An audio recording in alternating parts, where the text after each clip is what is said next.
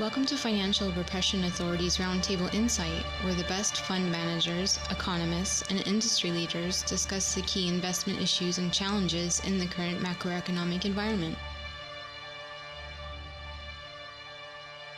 Hi, welcome to FRA's Roundtable Insight. Today is Monday, October 27th. This is host Richard Benuli. Today we have David Wu and Ira Harris.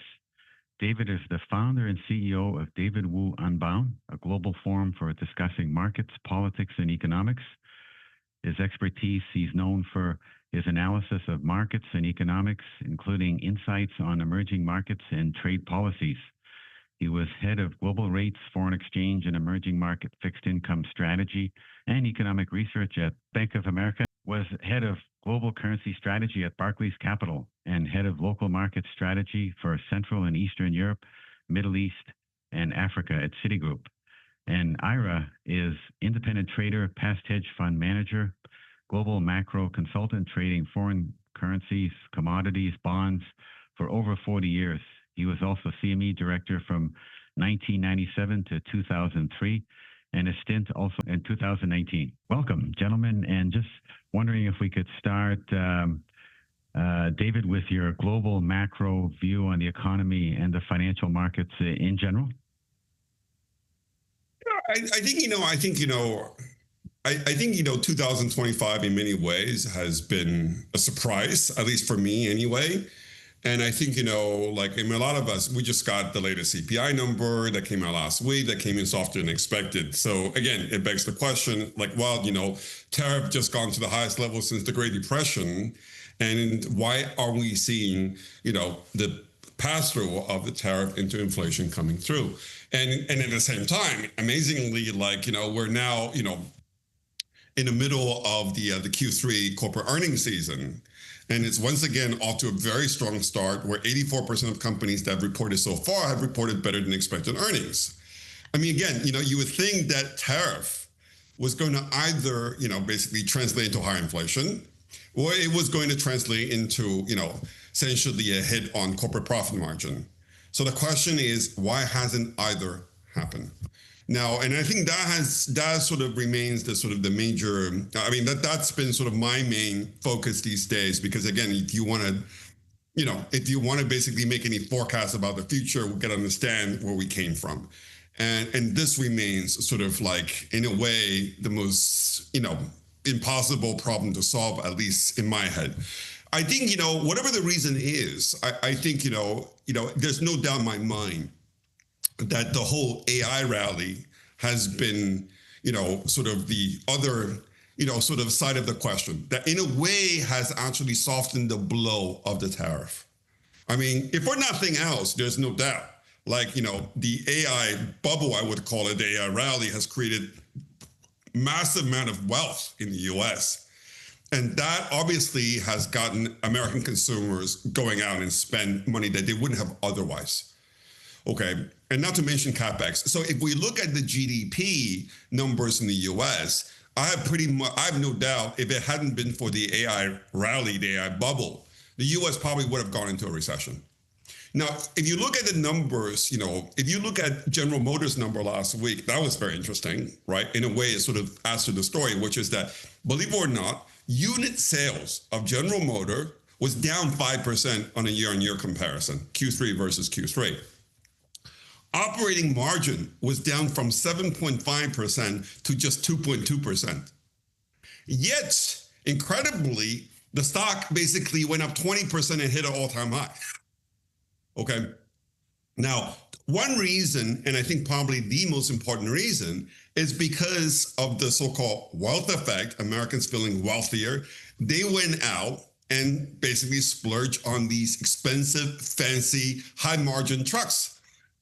Okay, these $100,000 basically trucks that are the toys of upper middle class Americans, those who have done well with the stock market rally and so on and so forth. So I think in a way, that's what it's come down to, which is that I think, in a way, what it's come down to, I think even for the Trump administration, I think this very, very elevated, stock market valuation right now is both an asset as well as a liability. It's an asset to the extent it's helped offset the negative impact of the tariff, and it's kept the economy going. Okay, it's a liability to the extent it's very, very overvalued. And if this thing were to go down 20%, literally we're going to go into a recession in a heartbeat. So in a way, this is why I think the big story, I think lately is becoming more and more clear, which is that the administration is engaging in daily open mouth operation, trying to talk up the stock market, right? I mean, it's like what's crazy. Like last week on Monday, Kevin Hassett, the head of the Trump's Council of Economic Advisor, came out and predicted that we were going to get a deal to end the shutdown last week. I was thinking, like, what drugs was he basically smoking? But guess what? The stock market immediately went up on the back of his thing. It's as though that the entire, and of course, we're nowhere near essentially the end of the shutdown. But the point here is that the administration officials are going out of their way to sort of play cheerleader. Like, everything's like, wow, China, there's going to be a deal with everything's going to be great. And I think that there's a lot of that, which to me suggests actually a certain desperation, if you like. The only thing they've got going for them right now is the stock market. Okay, the only leverage you could argue the U.S. has with respect to China is the stock market. It's the only leverage the Republican Party has with the Democrats in the showdown over the shutdown is the stock market. And you kind of feel like the administration is trying very hard to keep up the stock market.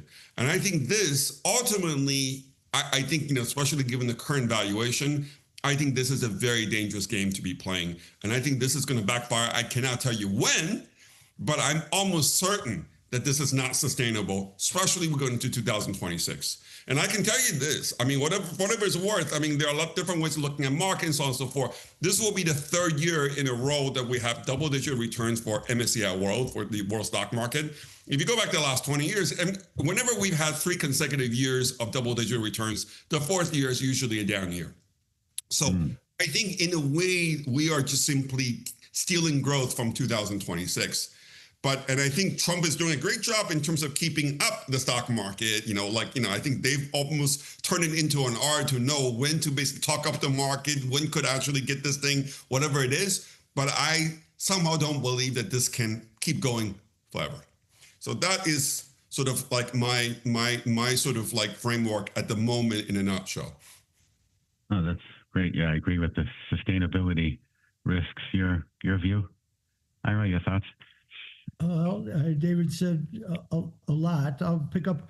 Yeah, the bond market has done better than I thought it would, meaning the duration end of it. The short end, no, that doesn't shock me whatsoever. But like even today, the curve is flattening off of this quote unquote news out of Malaysia, now on to Japan.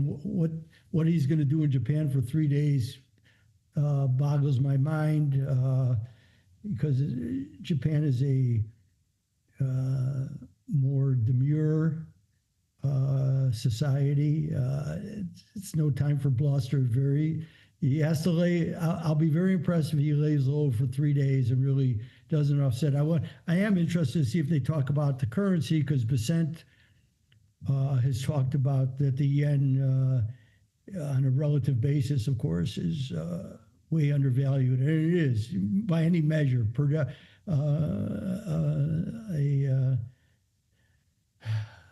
A PPP curve, the end is very undervalued. So will this play into the conversation? That's the most thing I'm waiting to see.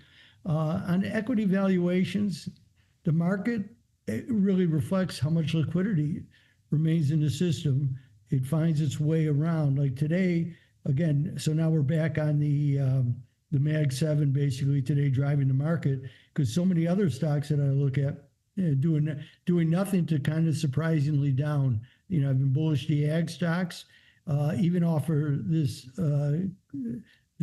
soft agreement that we have right now, where the market is interpreting the ag stocks have already priced themselves. Just as if you look at the rare earth metal stocks, so it gave everybody in the White House who's trading ahead of it, and I'm sorry, I'm a skeptic that people aren't trading because the timing of all these announcements. Can I prove it? Yeah, given enough time and enough computer power, I can certainly prove it. It's just everything is time for that. So I hear what David says with open mouth policy for the stock market, because the stock market does. It's a good lever for them to say, see, our policies are having an effect. They have nothing to do with it. And I'm a political economist by education, by training, and by my work. So you can certainly see it. And the wealth effect certainly plays out. And David's point about GM, yeah, because when you look on the road, and I've been traveling a lot, I've been driving, I've drove 3,500 miles this summer and probably another 1,500 on top of it. So I've been on the road a lot, and I'm always questioning. I don't see any American cars. I see Kias, I see Lexuses, I see a lot of Mazdas. So I'm kind of interested how they hit those numbers. And on the electronic vehicles, Ford and GM will never displace Tesla because Musk has so much pricing power, and we're still a capitalist system last time I checked. And your ability to price is a very important element, especially with the 7,500 tax credit going away. We'll see who's going to be left standing. But I think it's a good point to jump on. There's so much to discuss. I won't go any deeper in this. David covered most of it, so we'll go from there. And just leveraging from that discussion on the cars, the foreign cars, what are your thoughts, David, with regards to the tariffs, U.S.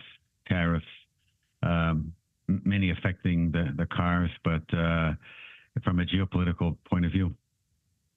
Yeah, I think, it's actually very interesting, right? Because we sit here and say, okay, fine. So the tariff came and you would have thought that, well, forget about, what it means as a tax, okay, for the U.S. consumers or for the U.S. producers. But, it did bring about a massive change in the relative price between domestically produced goods versus imported goods. And you would have thought that this should translate into much stronger demand for domestically produced goods, right? So we should by now be seeing literally the import competing sectors taking off in a very big way, right? I mean, there's no doubt. If you think about the winners and losers and so on and so forth, the import competing sectors in the US should be killing it right now, right? Now, within the import competing sector, there's no doubt, manufacturing probably represents most of it, right? Now, you might say, well, but a lot of manufacturing has already left the US 20 years ago. It's going to take them a while to come back. But there are two sectors within manufacturing that should basically be the biggest beneficiaries, which are, of course, autos and furniture. Because these two sectors, okay, have been going strong. I mean, these two sectors are both pretty big in America. And then they both have very large capacity, because capacity utilization in both basically auto and in furniture manufacturing is pretty low, okay? So there's definitely, you would think that U.S. car industry, U.S. furniture industry should be the biggest beneficiaries. The only thing I know is this. When we look at, the last piece of non-farm payroll numbers we have was from August. In August, manufacturing shed 12,000 workers, of which 10,000 of them work for either the auto industry or the furniture industry. Okay. What this is basically saying is that, the two industries that should be the biggest beneficiaries of the tariff so far this has not proved to be the case. Okay. That there is no sign that we're about to essentially embark on a manufacturing revival. And there are a lot of reasons for this, and so on, for which we're not going to get into, okay? But there is no doubt this is going to be the big problem. The biggest problem for basically Trump, the whole tariff policy, is that if you haven't got the skills, you haven't got the knowledge base to really be able to compete, the fact that there is now a 15 or 20% tariff, it's just going to make things more expensive. It's not necessarily going to make American businesses more competitive. And I think this is actually going to be, and then ultimately that's going to translate into higher inflation. Because if, U.S. companies are not getting more competitive as a result of the tariff, it just means that American consumers are going to end up paying high prices. Okay. And I think, this is where I think this is where the issue is. And this is also the reason why the Chinese economy, incredibly, is doing very well, despite the fact that the tariff on China was the biggest and also basically hit the earliest. I mean, it's pretty amazing if you think about this. Like back in April, in the midst of the trade war, everybody was convinced, I was convinced the Chinese economy was going to soon fall off the cliff. Guess what? Everybody's been revising up their GDP growth forecast for China all of the last 3 months. As a result, now the Chinese economy is expected to grow 4.8% this year. Incredibly. And the reason is because even though their export to the US has dropped off sharply, they're exporting more everywhere else. And more importantly still is the fact that there are now 2 million robots working in Chinese factories. China last year installed 300,000 robots, which is more than the rest of the world combined. And what that basically means is that the deployment of robots and AI have made the Chinese manufacturing super competitive. And people don't realize this, but the labor force in China is shrinking, so they don't need to create any jobs because there are actually fewer and fewer workers every year. But they are more than offsetting this by deploying robots very aggressively. So actually, ironically, this is the greatest irony, which is that the only countries where GM can still sell cars is the US. It cannot sell cars anywhere else. And the only reason why BYD is not already destroyed Tesla is, of course, because, there's a 100% tariff on imported EVs basically from China. And so from that point of view, this is what it is, which is that this whole idea that Trump has that he wants to use tariff to revive US manufacturing. In my humble opinion, I think the bus has already left the station. It's too late. And in a 20% tariff is not, even 50% tariff may not be enough to do the trick. Yeah, great points. Your thoughts, Ira, on the global competitiveness and emerging inflation from the tariff? Certain things the U.S. is very competitive, especially in the service sector, and the manufacturing, certainly not as of yet. Have they stemmed the bleeding? I doubt it. I think David's point is right. And you look at the numbers, the job numbers are enough of a concern. And it's interesting. Everybody couldn't cite the SOM rule enough until the SOM rule actually became relevant. Then to the policymakers, it became irrelevant. It's really interesting. They create these models. All they do is talk about the models, and the models actually start to point to the change that they were set to do, and then they stop paying attention to it. We've seen this many times. We saw that on the way down with what full employment was, right? They moved that goalpost. So they just move everything. We don't have the data, but it was kind of interesting that the White House pushed hard to get the CPI data, even with the government closed. And as somebody, when I wrote that as a comment on X, somebody said, well, of course, that's because the Social Security Administration has to get out its cost of living increases, blah, blah, blah. Okay. All right. So they got that done. So we won't see another CPI until the government comes back. But the United States, and we're going to get into this, with what they've done in the global South, disaster.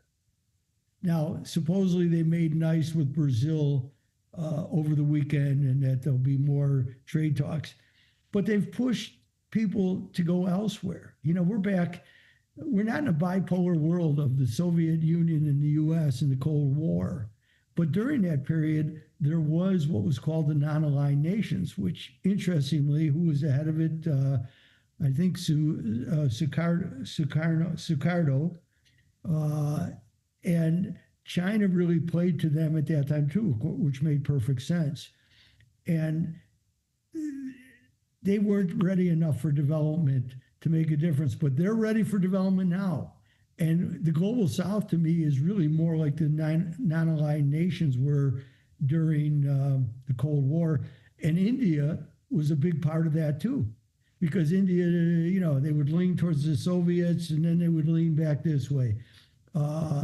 Because they have such strong democratic roots, but they know how to position themselves, and they're the coming economy because their population growth their population is still increasing.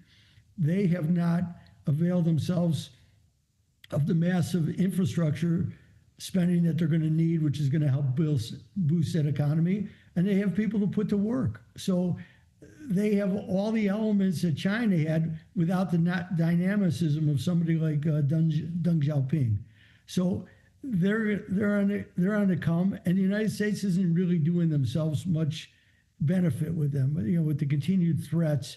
Again, stop threatening what you call the global South and learn that they have needs for themselves. If you're going to act like a hegemon, then admit that you're a hegemon and go on with it. But if you want to be something else and you want to play to the world and be part of the world in a different facet rather than just its sole hegemon, you're going to have to make some adaptations. And I think that's where they're going to have to go and just stop the bullying and stop the threats, and let's see how you get a coordinated effort. Yeah, I'm not talking about the WTO. I'm just talking about if you live in a world of nation states, respect the sanctity of nation states. Mm-hmm. And speaking of India, David, what are your thoughts? I think you mentioned you're bullish on India.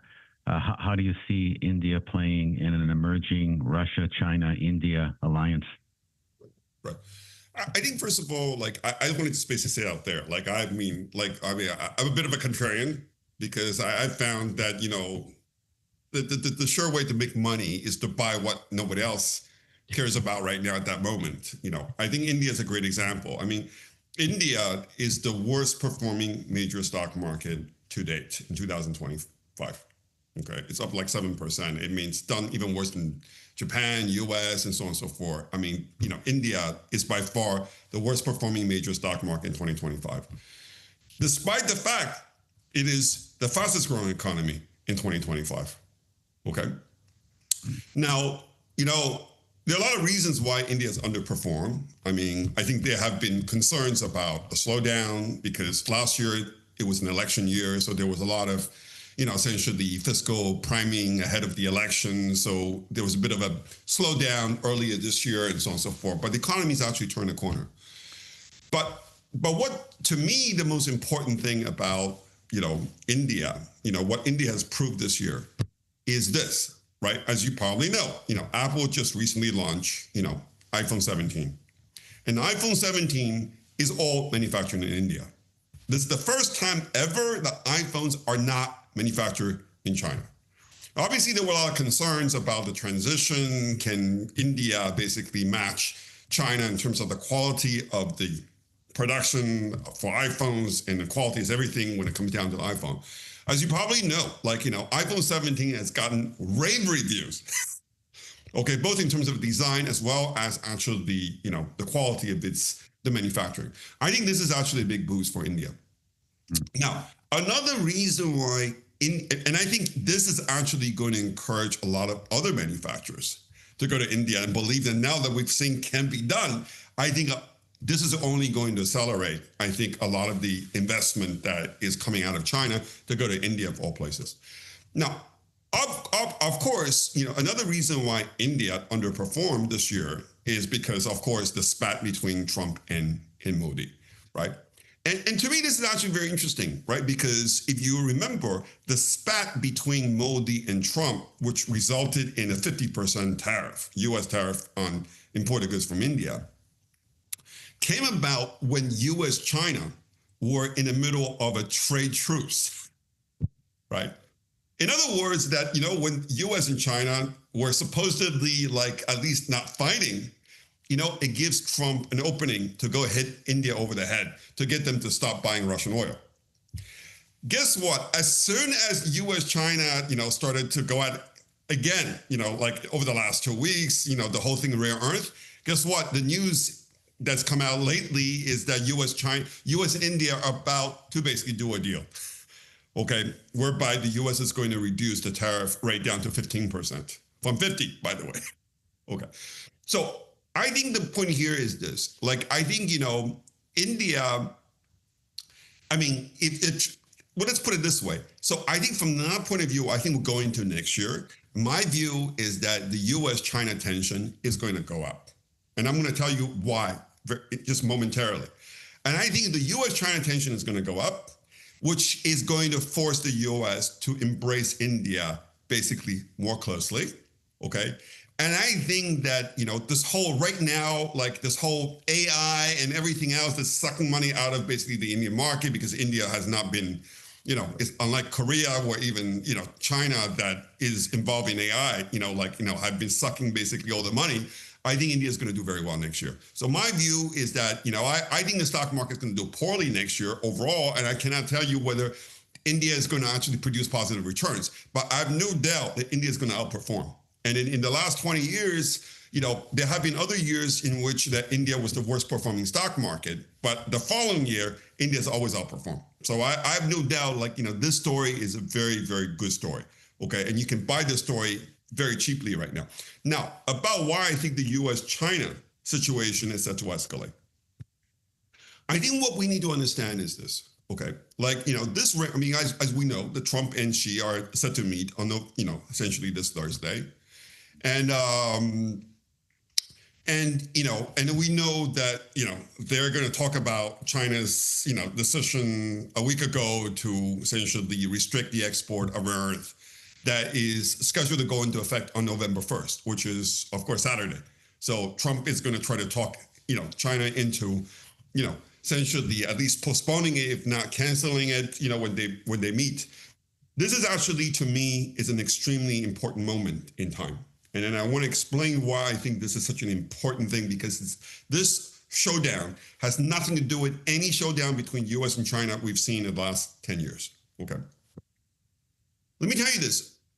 China's decision to to basically impose these restrictions on rare earth was a direct policy response to the decision by the U.S. to dramatically restrict the access of Chinese companies to sensitive technologies that was announced on September 29th, okay?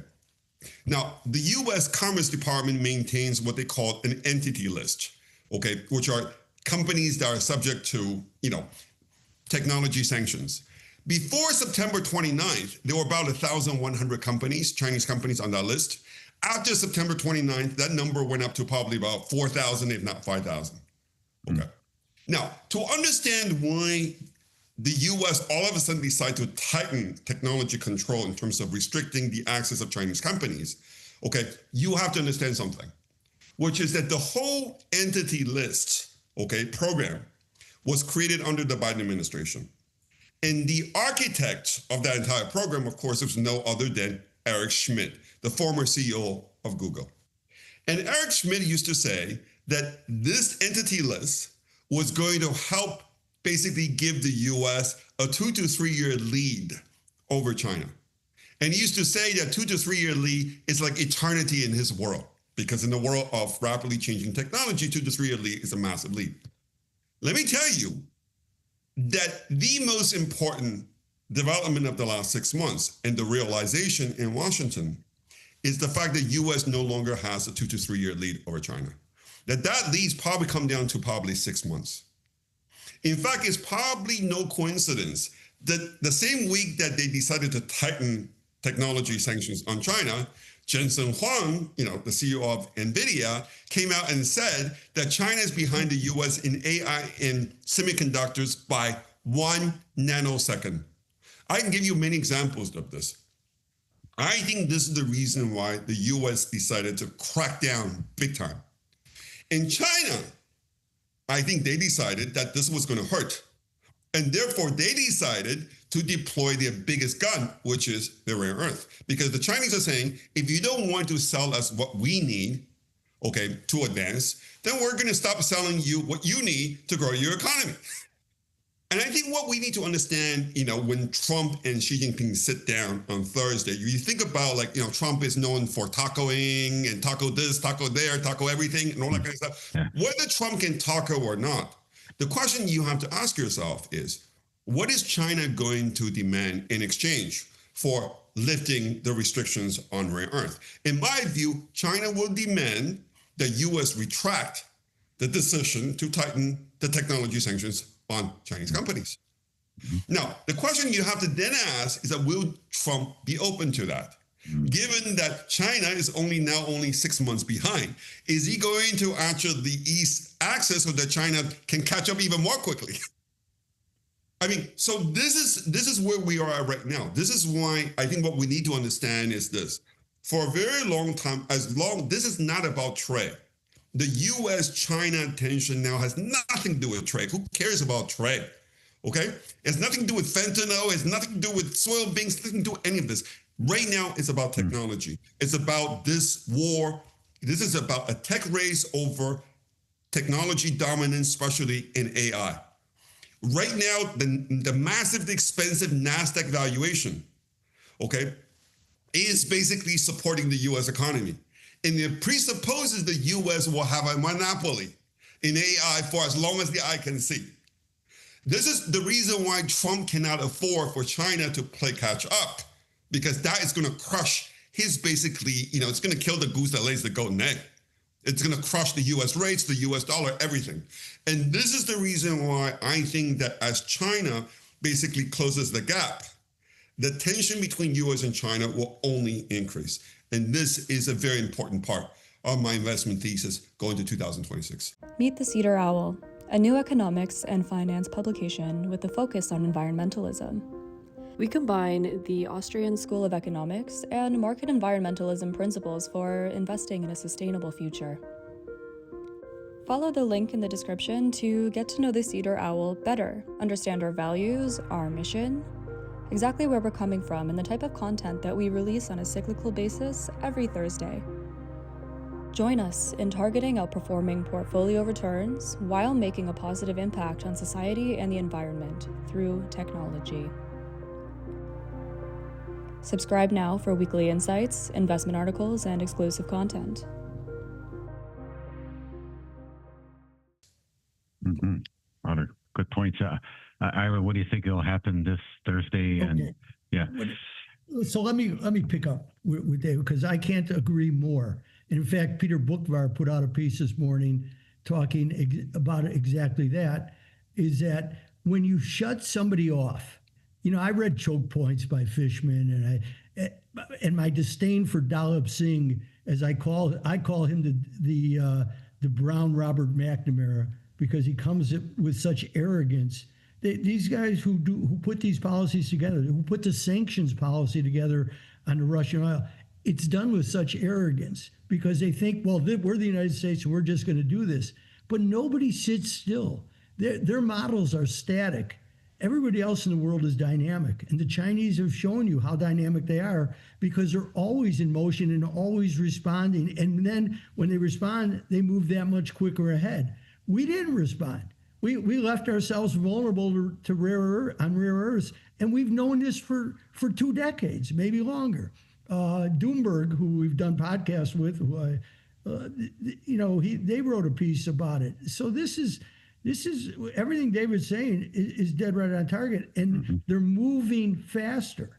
They're moving faster, and they'll keep moving faster. And that's what they found out, is because as soon as the Chinese, as Doomberg said, set the nuclear weapon in motion, which was, of course, the rare earths and cutting them off. And the same thing happened with Nexperia, right?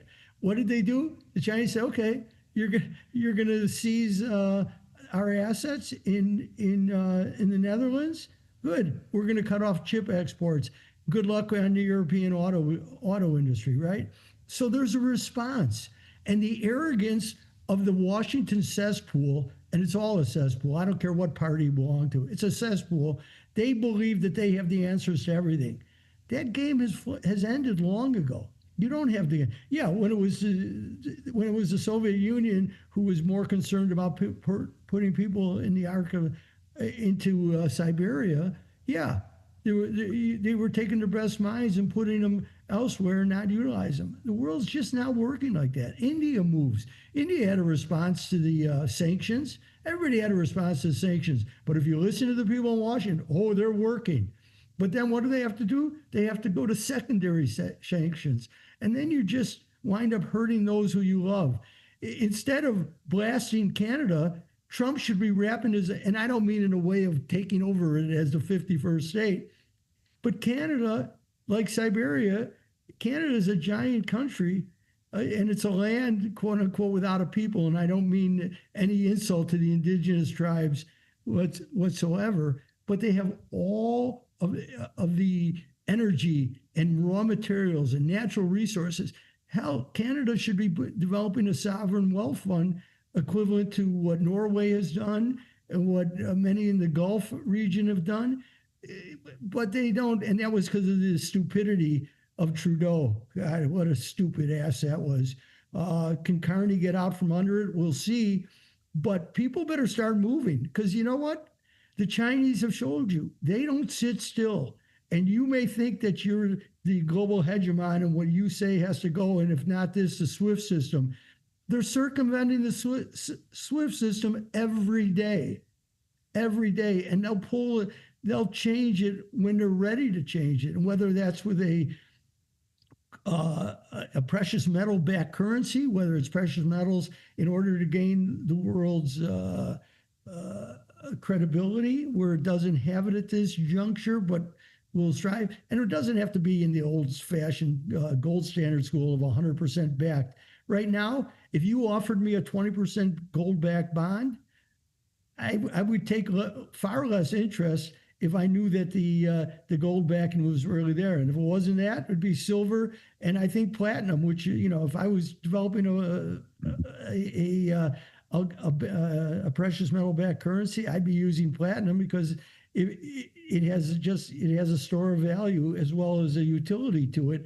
But there's so many other things that are going on in the world, and they're not just waiting for the hegemonic nature of the United States. The world is far more dynamic than the static models put forward by our so-called greatest thinkers.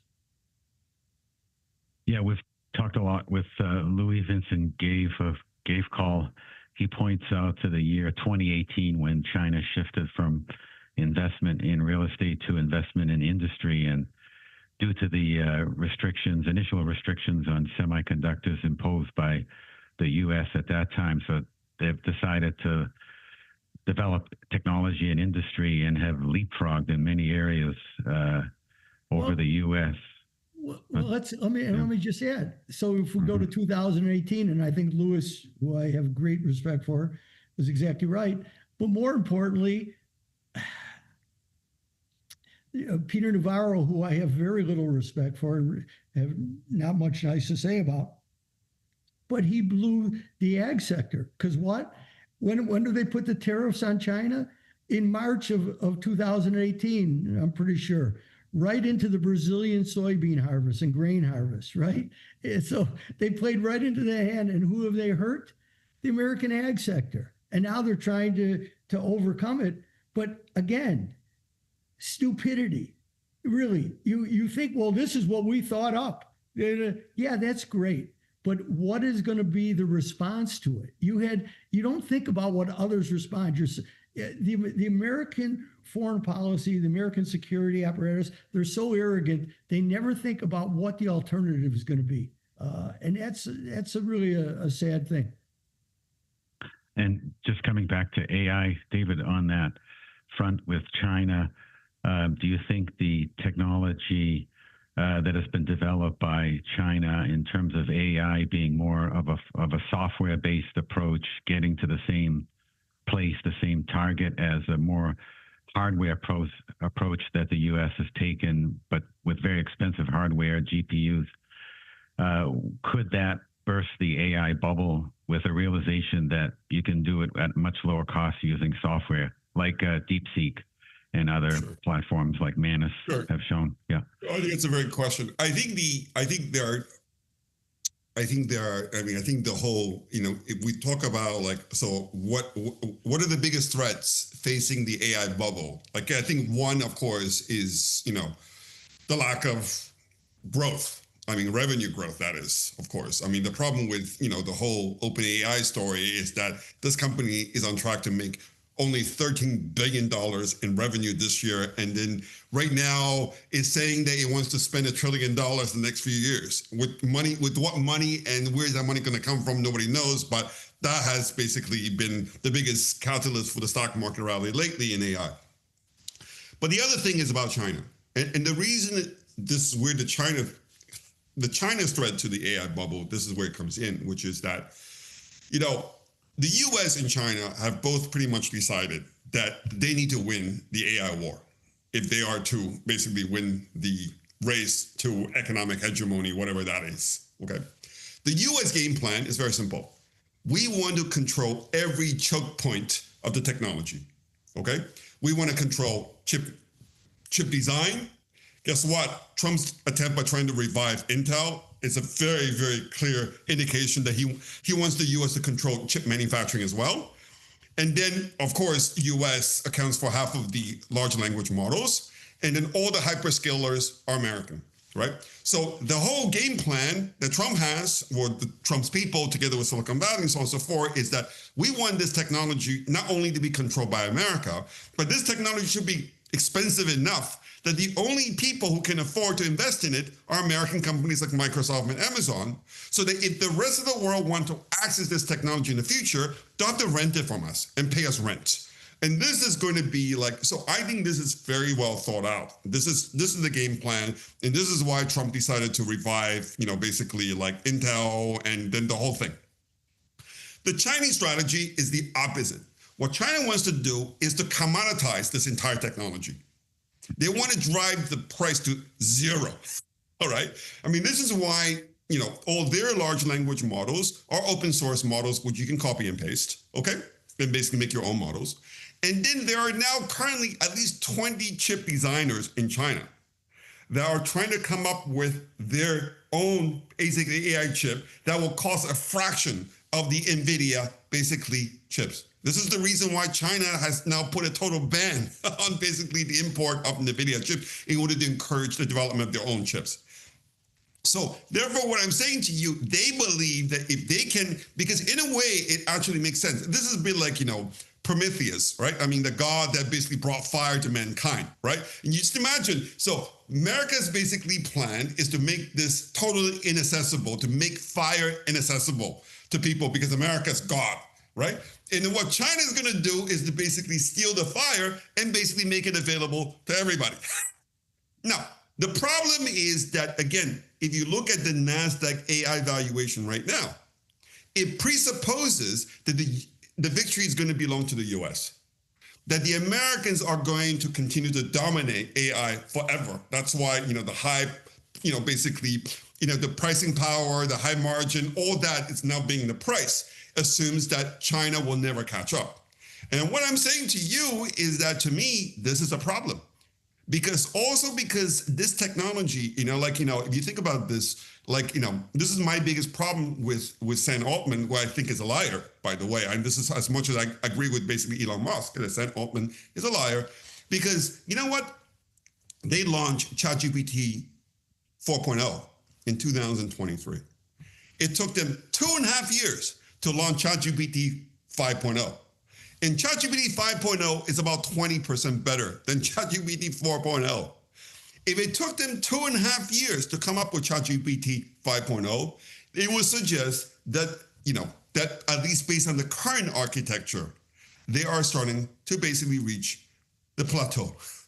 And this is the problem. The problem also is that because there's this technique called distillation, distillation essentially allows all these large language models to copy each other's capabilities in weeks at a fraction of the cost. In other words, it's impossible for anybody to stay ahead for very long, okay? And this is the reason why in this technology, I just don't believe that the US is going to be able to maintain its dominance. And in a way, that in that sense, the whole valuation of US tech companies, the Magnificent Seven and what have you and all that, I think is based on a very, very flawed assumption about their ability to dominate and control the technology, And not only because of what China represents in terms of China's determination to play catch up in their track record, but also has to do with the nature of the technology, which is not that difficult to basically catch up. Yeah, those are great points. Your thoughts, Ira? Well, I just want to add on the competitive basis. To me, there is a thing that I'm watching, because now that the United States has gone down this road, and I'm not making a qualitative judgment about it, but that we've opened up and pushed Germany and Japan and other places, that we want them to spend more on defense spending. So the last thing that I want to invest in right now is the old line factors of the military-industrial complex, the U.S. defense industries, because there's going to be global competition now where there was none. And this is a barometer for me that I'll be watching to just see how competitive the rest of the world is getting. And especially, you got the Germans, who are certainly high-quality engineers, the Japanese, who are certainly high-quality engineers. Let's see where they go there and how much it bites into the U.S. defense industry. Yes, I know about Palantir. Palantir is on a different level, and there's others, of course, in there. But there are now going to be very serious competitors where there were none, because, there wasn't enough money to be made on a domestic basis to build defense product. They had small industry, Rheinmetall in Germany, and certainly Mitsubishi Heavy Industries. But I think, pay attention here. And if I was the head of a U.S. defense corporation, and I had a high stock level to play with, in a reverse of Gresham's law, I would take my stock and I'd be purchasing foreign defense assets, because if the money's going to be spent there, those industries are going to become phenomenally competitive to U.S., where the U.S. has had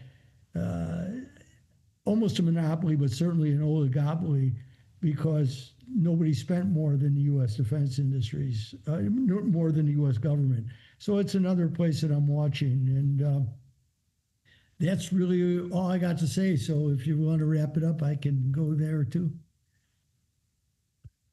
I just wanted to ask a last area of comparing U.S. and China in the approach of liquidity in the financial system to address debt challenges. Do you think, David, there are differences in the way that the U.S. approaches, like using U.S. dollar stable coins as collateral versus China using gold as collateral? I think, listen, China is heavily indebted. There's no doubt about that. If you were to add up government debt, household debt, corporate debt, everything, Chinese debt is actually, not that far off from Japan, actually. So in that sense, China, in the sense of the indebtedness of China, it makes it close. It makes it like a developed country as opposed to developing countries, by the way. China is definitely the most indebted developing countries. For a country that's still not rich, China is it's an upper middle income country. For an upper middle income country, China is sitting on a lot of debt.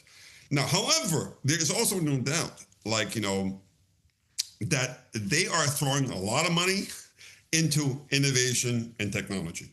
So from that point of view, so far, it's difficult to say that, that money is not being well spent. Especially lately, it's not like this money has been going into, real estate.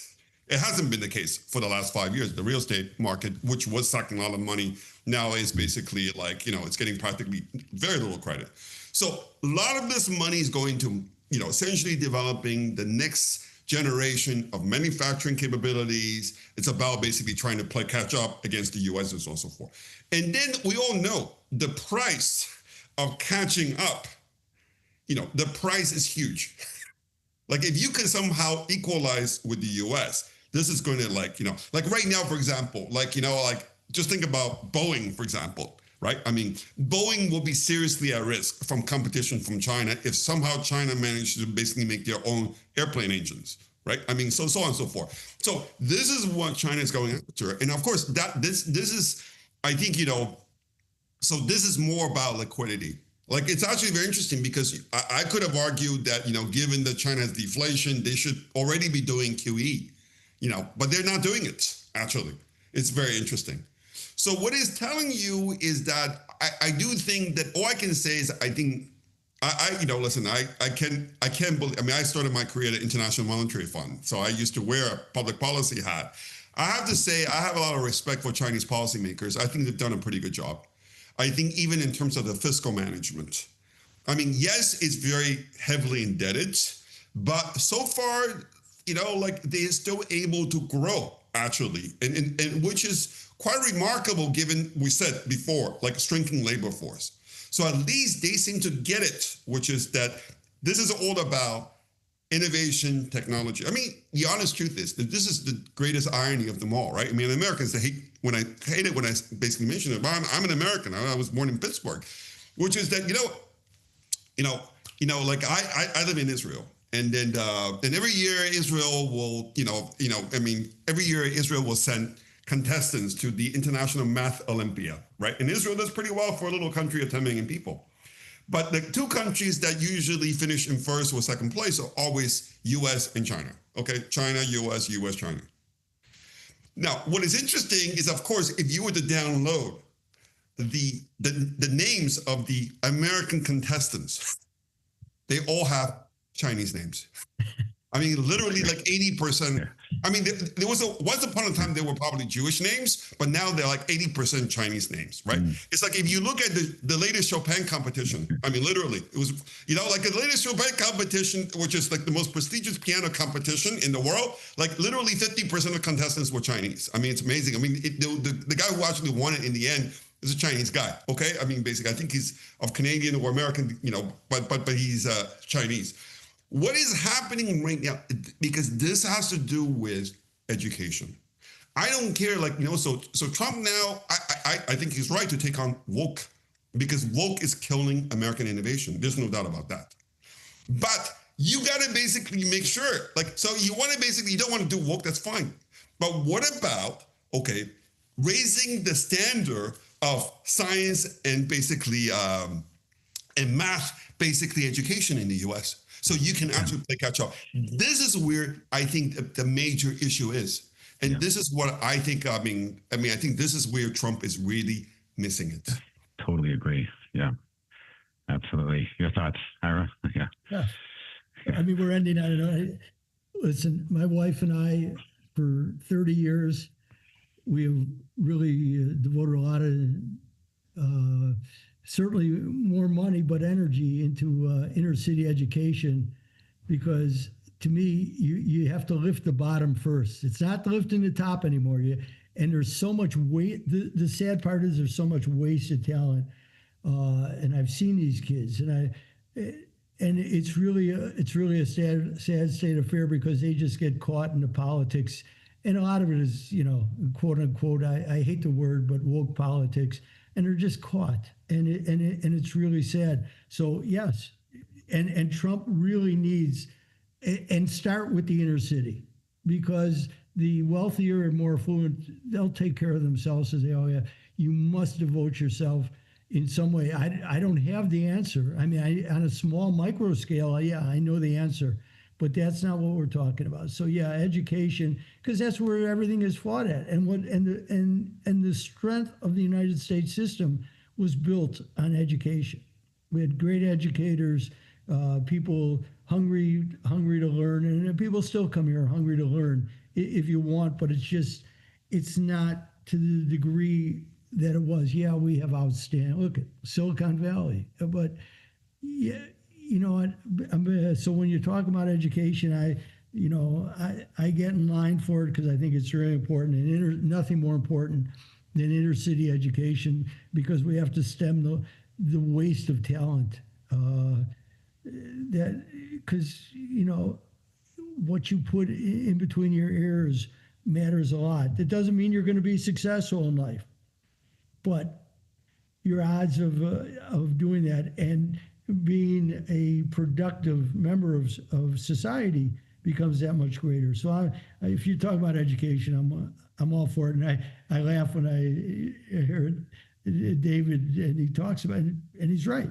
But listen, my kids went to a school which was a high school and a grammar school. Indian children, Pakistani children, a lot of Greek immigrants, and a lot of Korean kids. And boy, they were pushed by all of them. And it was great. It was great. If you asked them, each of them, all four of them, did they benefit from it? They would tell you in a heartbeat, because it's the world that they see and the world that they respect. So my wife and I wound up choosing well, but because education was important to us, it was important to me. I'm only as far as I am in life because I filled my head with knowledge that somebody found worthwhile enough to give me an opportunity to make a living. So with all of that, to end on that note, yes. And if Trump did something good, turn your attention to the education system. And I don't mean with the sound bites, and get behind it. And that also about trades. You know what? You don't have to just be an academic in that regard.